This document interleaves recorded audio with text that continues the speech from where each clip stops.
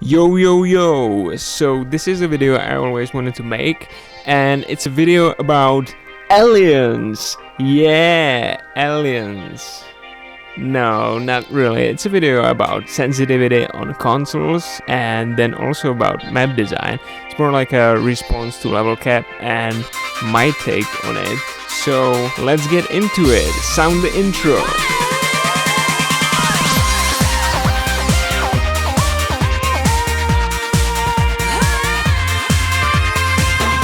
So if you think I picked the guest music for the intro ever, you're dead wrong. Either way, here's a couple things you need to know. As most of you probably already noticed, aiming on console using an analog stick feels very different in almost every game. That's because, as opposed to using a mouse on PC, a controller doesn't usually use a linear 1-to-1 ratio of the stick movement versus the movement on the screen. Now, let me give you an example. Here's a graph showing how sensitivity increases as you move the analog stick from the stationary position on the left side to the maximum turning speed on the right side. This is how 1-to-1 ratio would look like, but in most games it actually looks more like this. And it's basically to make it easier to aim precisely and also allow for fast turning speed at the same time. Now, different games do it in different ways.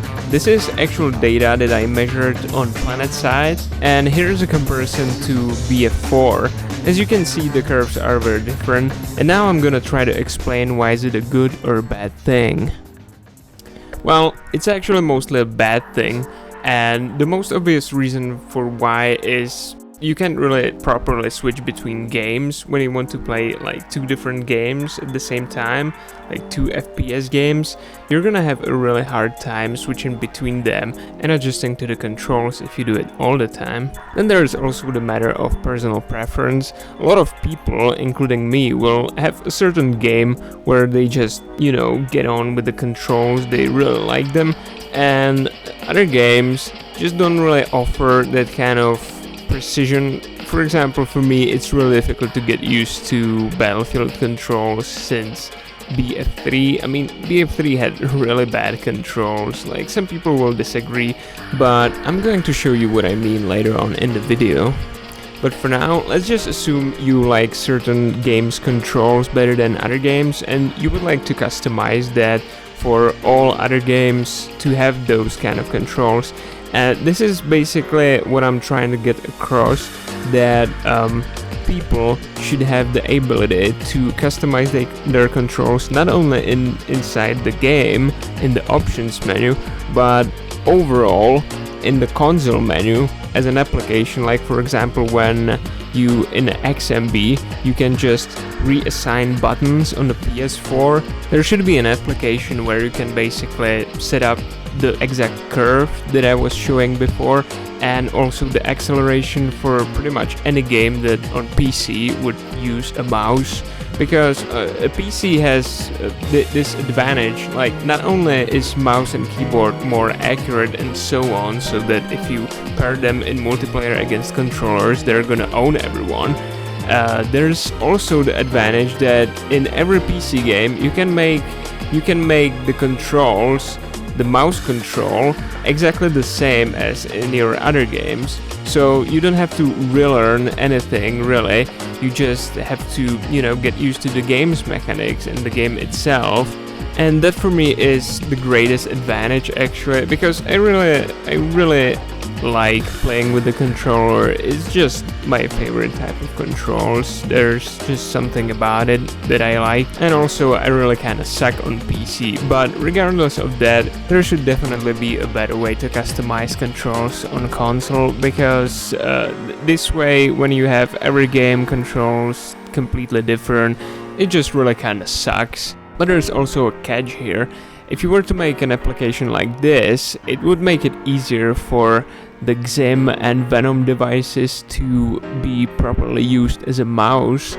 And everyone knows mouse and keyboard is way easier to use than a controller. Like, if you have people playing with that in multiplayer against people with a controller, and they will have like proper mouse control like on a PC, which is a lot more easy to do with an application like this, because you can set up exactly how it behaves, you're basically gonna be unbalancing the multiplayer. And I'm not saying that the application is a bad idea. I'm saying more along the lines that Sony should make up their mind and either make official proper support for this in games for an official device, or just make it so that you can't really use it. I mean, there surely must be a way to protect the signal in a way that the official devices are sending a signature data to the receiver, and if you're trying to emulate it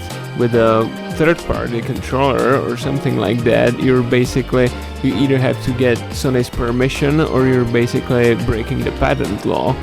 Now, the way they should do it is basically have the option for the developers to enable it in games in the multiplayer, but there would be a condition where basically the first choice of matchmaking would be only controller, right? And if you connect that, it will just basically switch on its own and put you into matchmaking with the mouse users, or both controller and mouse users. Because if they're not gonna prohibit it in a way that they would disallow all those devices, then they might as well just make proper mouse and keyboard support, because at least that would be detectable. Like this way, you can't ever tell who's playing with what, and if some people get the advantage, it's just totally not fair and ruining the multiplayer altogether.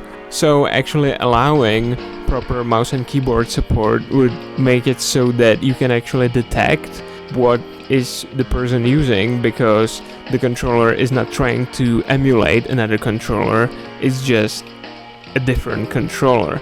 So that would be a win-win situation, because I still trust there's enough players, most players on console, that would still just play with the controller.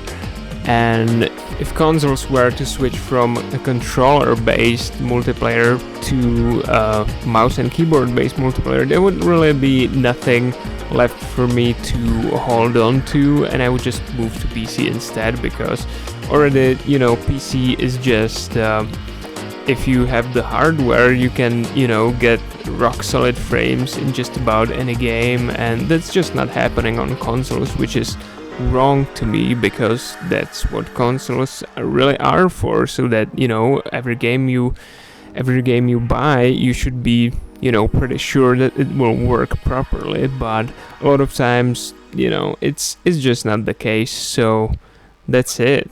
Game over, man. So, seeing that I've been rambling on for about 8 minutes now, I decided to make it only the first part of the video. I'm gonna make another video soon, and this is it for now. So, fuck you, and have a good day.